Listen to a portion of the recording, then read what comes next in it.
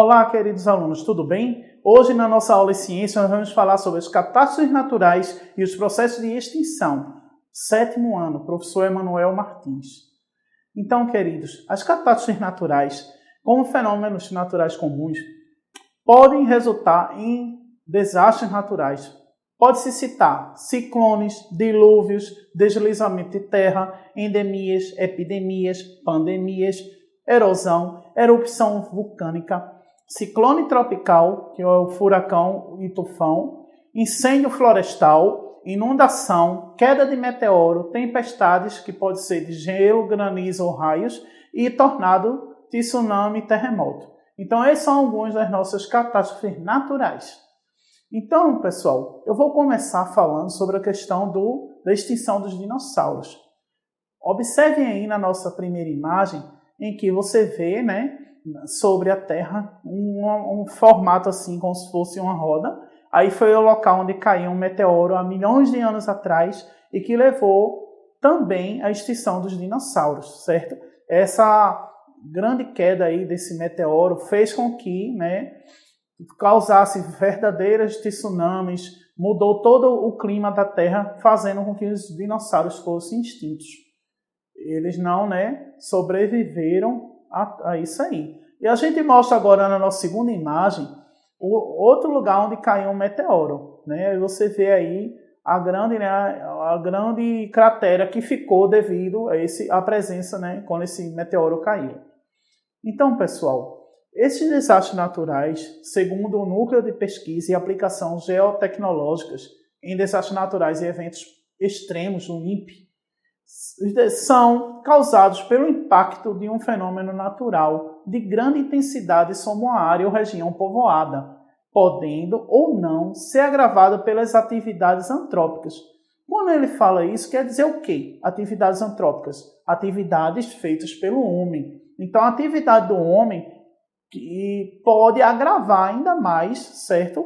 Esse fenômeno natural. Por exemplo, quando nós poluímos, a cidade e a água não tem para onde ir, o que é que ocorre? O lixo junto com a água se acumula e fica aquele caos. Aí nós sofremos com alagamentos advindo dos temporais.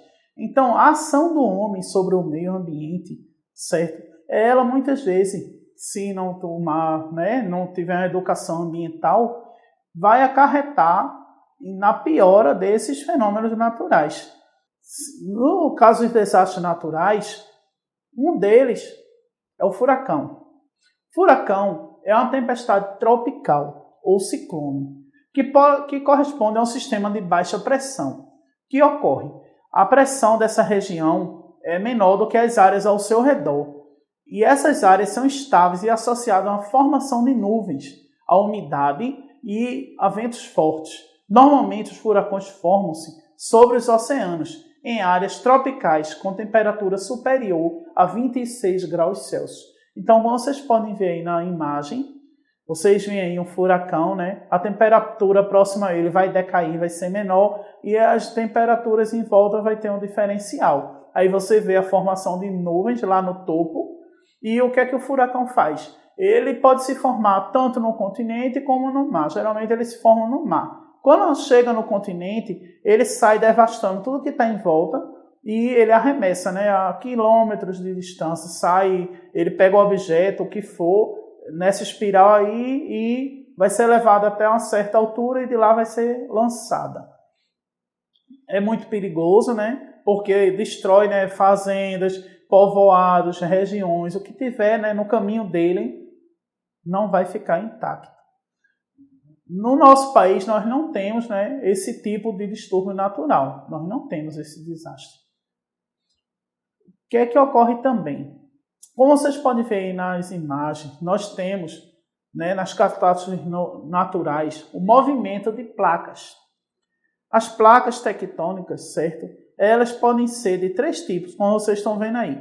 Convergente, transformante e divergente.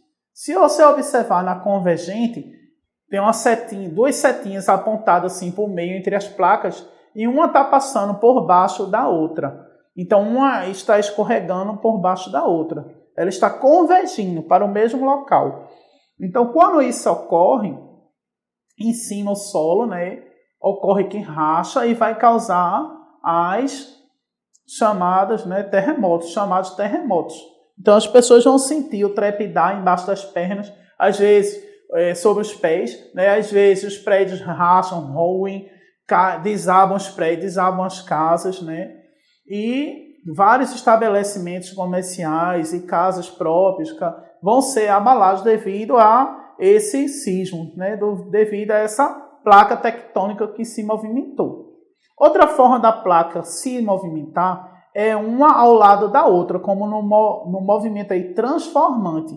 A placa está indo num sentido na vertical e a outra está vindo no outro sentido. Elas deslizam lado a lado. Quando isso ocorre, vai ocorrer o terremoto também, certo?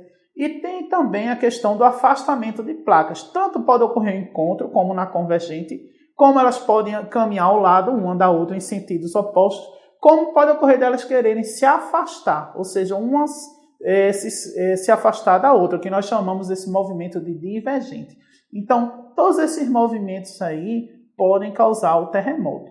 E se for no mar, vai causar tsunami, né? O maremoto, né? Porque a onda vai se formar e já viu, né? Vai ser uma grande tragédia. Então, pessoal, as placas tectônicas no mundo, como vocês podem observar aí na figura, vocês vão ver que no norte da América, certo? Nós temos a placa norte-americana. Também nós temos vários outros tipos de placas que existem no mundo. Nós temos a placa africana, nós temos a placa subamericana, a placa de Nazca, a placa de Cocos, a placa pacífica, a placa do Caribe, nós temos a placa índica. Então, de acordo com cada localização dessas placas, elas vão ganhando os nomes. Placa australiana, placa filipina. Então, nós temos vários conjuntos de placas tectônicas no mundo. Então, pessoal, quando essas placas se movem no mundo, o que vai ocorrer são terremotos, certo? Ou se for na parte onde tiver oceano, maremotos. E vai estar instalado os desastres ambientais, né?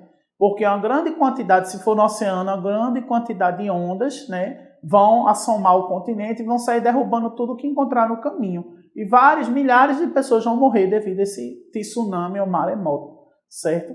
Tsunami é um termo que surgiu no Japão, devido a chamar as ondas do porto de tsunami. Então, geralmente, quando tinha tsunami no porto, vinha as ondas e saía derrubando tudo que encontrava em seu caminho.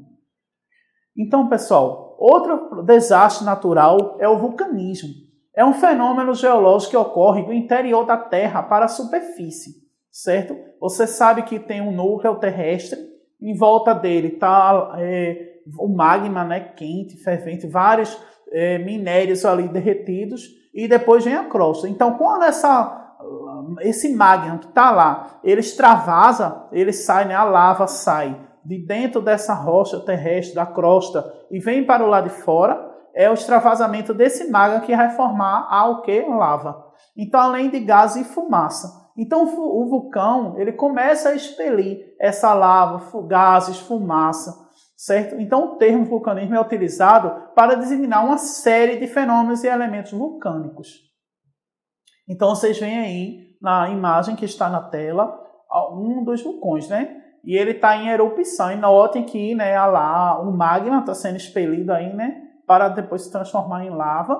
Veja aí, né, em grande quantidade de calor. E bem, nada que tiver no caminho dessa lava aí vai poder resistir, né? Porque é uma alta temperatura.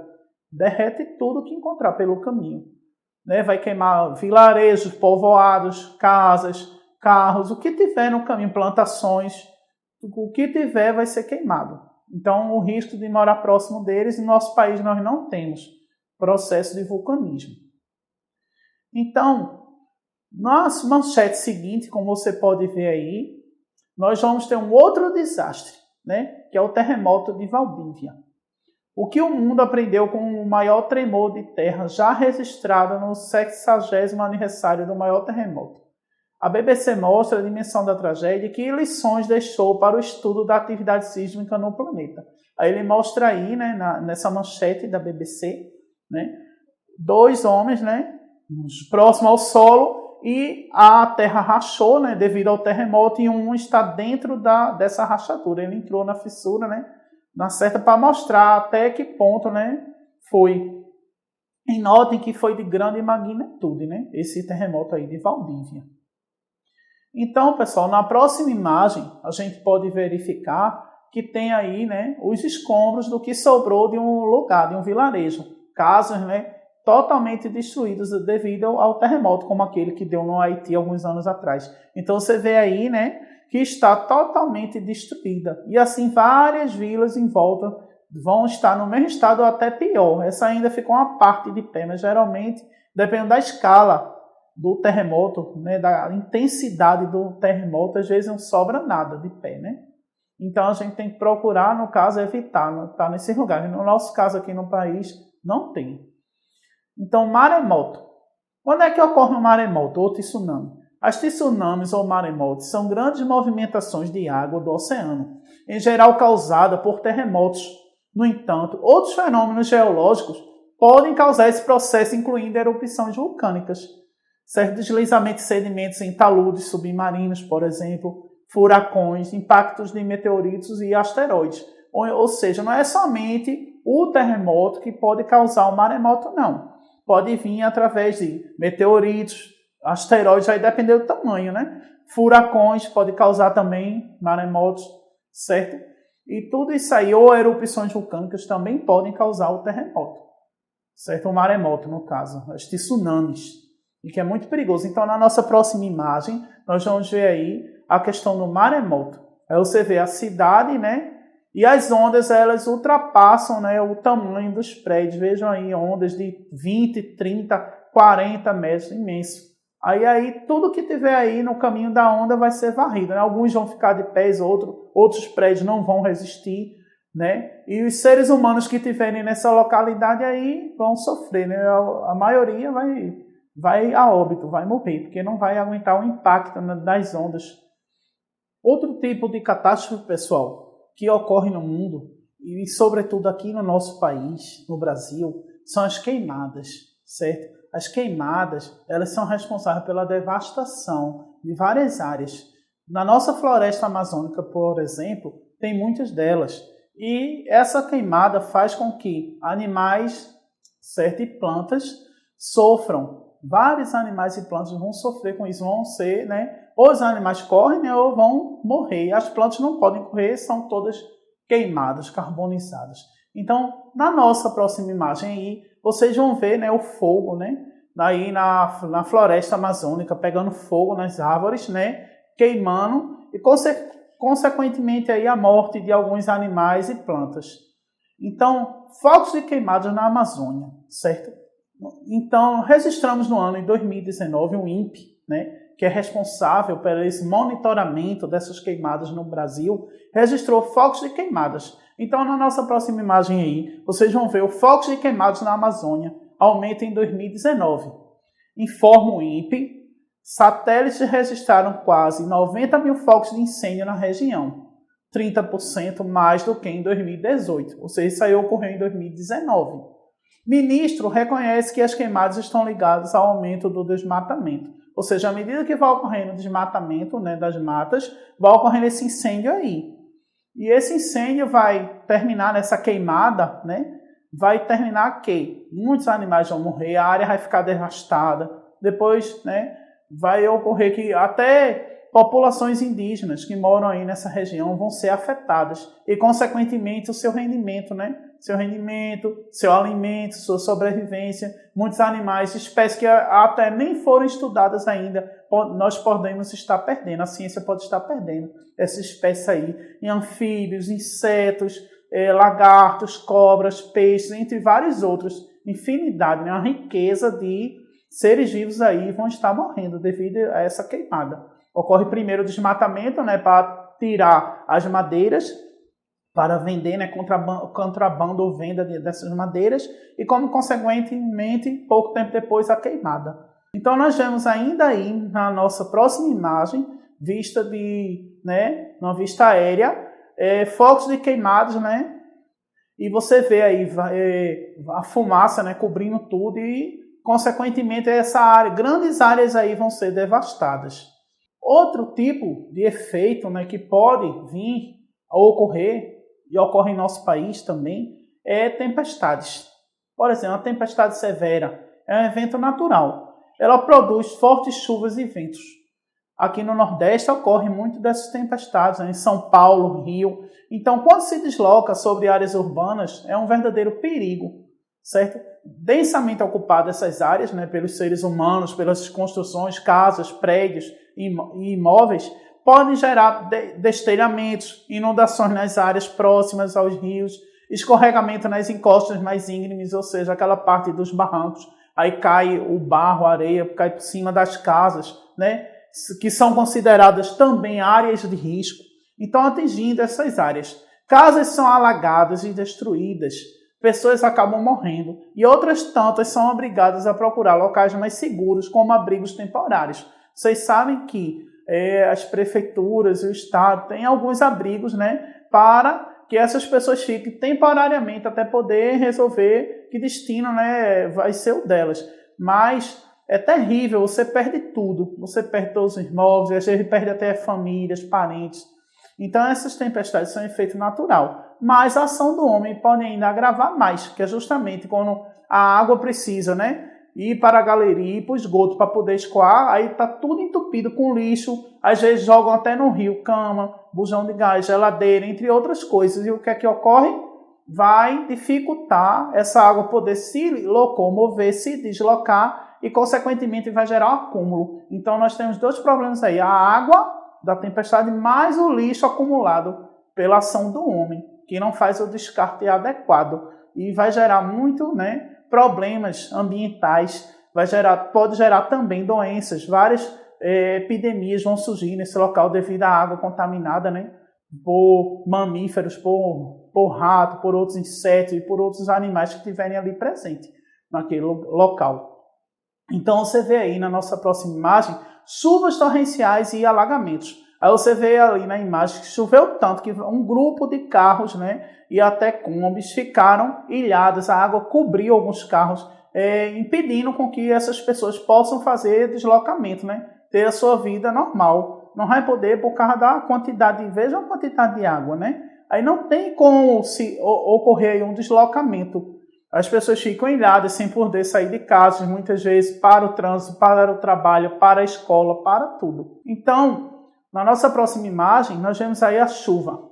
Então, a chuva causa alagamentos e transtornos no Grande Recife. A manchete, né, está mostrando aí que em 6 horas choveu 23,14% do esperado para abril na capital pernambucana, ou seja, Recife, né, segundo o monitoramento da APAC, que é a agência, né, que faz esse monitoramento aí da água. E você vê aí no Recife, né, um carro, um armazém, um monte de água, dificultando o trânsito, né, o deslocamento das pessoas para trabalho, enfim, para todo tipo de local. Então, outra coisa que pode gerar, né, esse desastre natural da chuva, né, quando a chuva vem, as pessoas ficam desabrigadas, né? As pessoas, quando têm a casa invadida, se for uma tempestade muito grande e a água subiu, dependendo do nível da água, sobe o nível do rio, o rio extravasa, invade as casas e, resultado, as pessoas têm que sair. A água chega até o telhado, a pessoa não vai poder ficar dentro de casa numa situação dessa, não vai morrer afogada. Então, nós vemos aí também outro fenômeno natural, certo?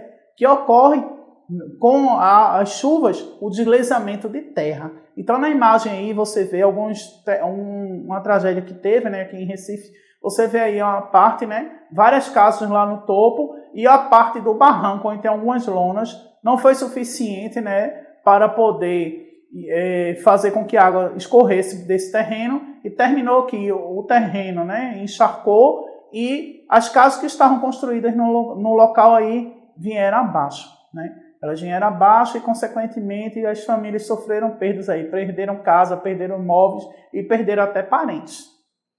Então, pessoal, quando há o deslizamento de terra, né, por isso a orientação não plantar todo tipo de planta na encosta de morros, não pode plantar bananeira, não pode plantar certos tipos de plantas. Por quê? Elas acumulam muita água no solo onde elas ficam e, consequentemente, vai colaborar para esse deslizamento, né?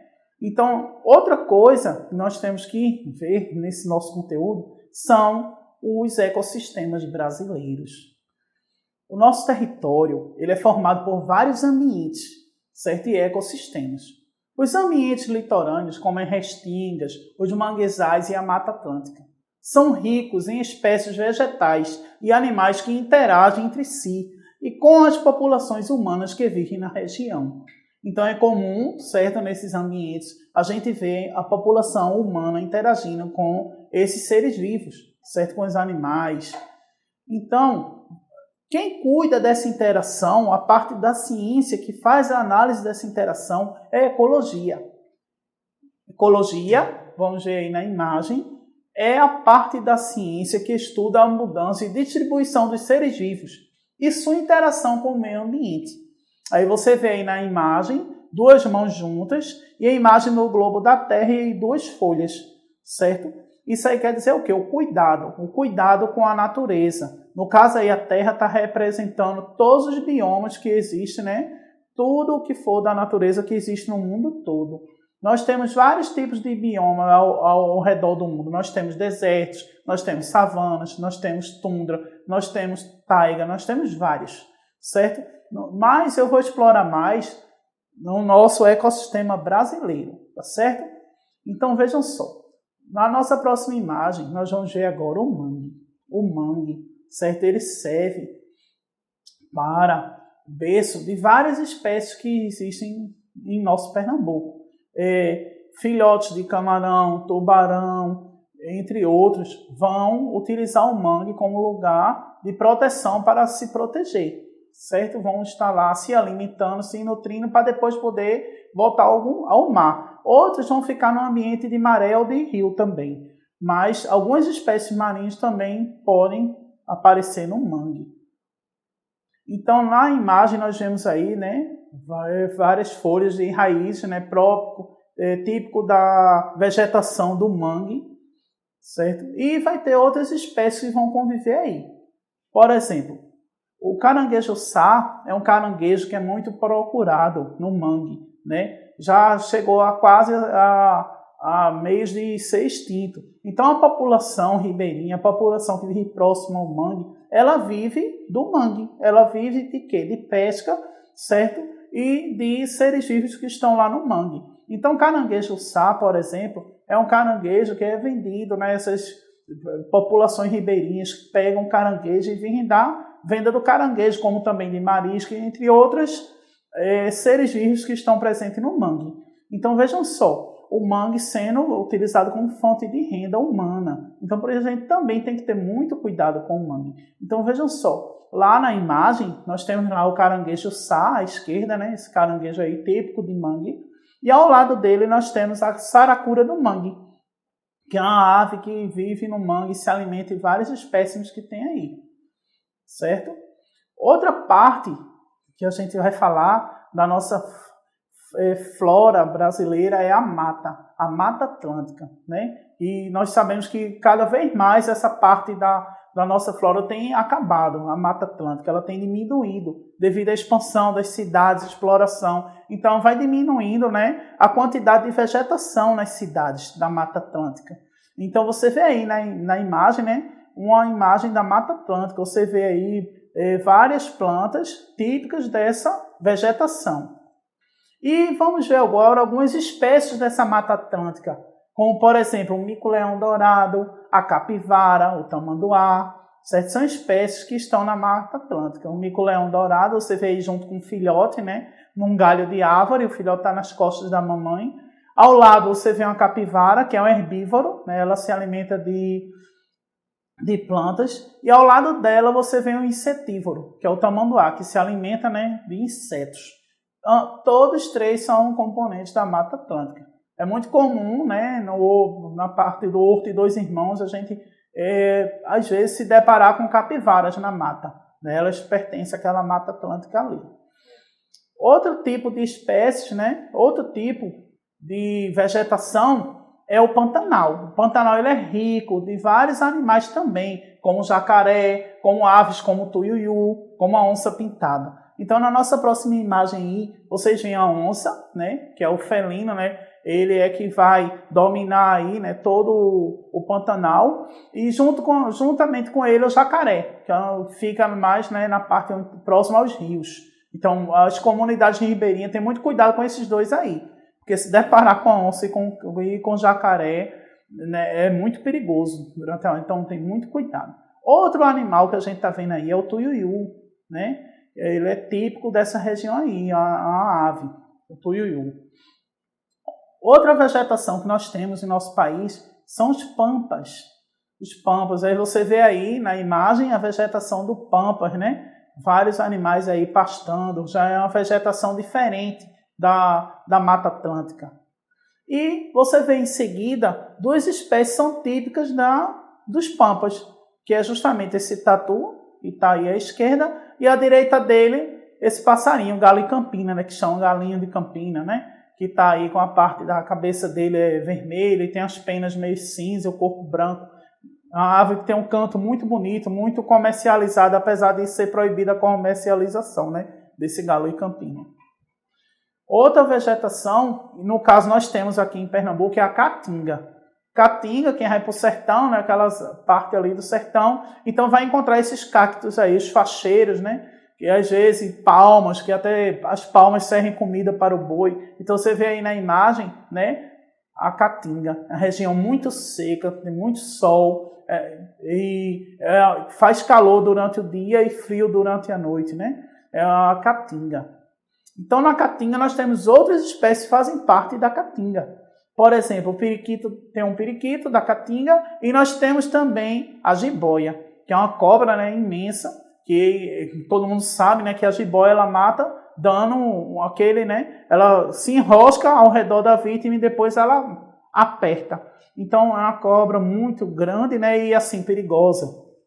Agora não é fácil encontrar ela na mata, né, mas é muito assim, né, a caatinga ela tem dessas coisas, tem a cobra coral, tem a cobra jiboia e tem esse periquito da caatinga aí, né? Vocês podem ver aí na imagem, né, que ele é meio verde e amarelo, lembra um pouco os periquitos que a gente, algumas pessoas gostam de criar, né, esse tipo de ave, mas a coloração dele é mais esverdeada e amarela, ele se confunde com a mata, né? E a jiboia, aí à sua direita você vê, né, que ela tem uns anéis e uma estampa em volta dela. Mas existem outro tipo de vegetação no nosso país, que é a de araucárias. Aí você vê aí, né, as árvores de grande porte, né, as copas a 2, 3, 4, 6 metros de altura, né, e, consequentemente, vai ter uma vegetação um pouco diversificada. E vai também nessa imagem aí ter outros animais que fazem parte desse tipo de vegetação no nosso país. Por exemplo, as espécies que vivem nas araucárias, como vocês podem ver aí na imagem. Ao lado esquerdo, um macaco prego, né? Um macaco meio marrom, e ele está aí se alimentando de frutos, né, no galho da árvore. E você vê à direita o jacuaçu ou Penélope obscura, que é uma árvore, né, que ela tem essa parte aí próxima ao pescoço meio vermelha, e ela é uma árvore preta, uma árvore grande, de grande porte, certo? E ela se alimenta de pequenos insetos e de alguns artrópodes. Ela se alimenta de algumas aranhas, outros insetos ela come, certo? A jacuaçu. Então, essas são espécies que são da mata de araucárias, entre tantas outras que nós temos. Então, pessoal, essa foi a nossa aula de hoje, certo? E nós nos encontramos em outro momento. Obrigado.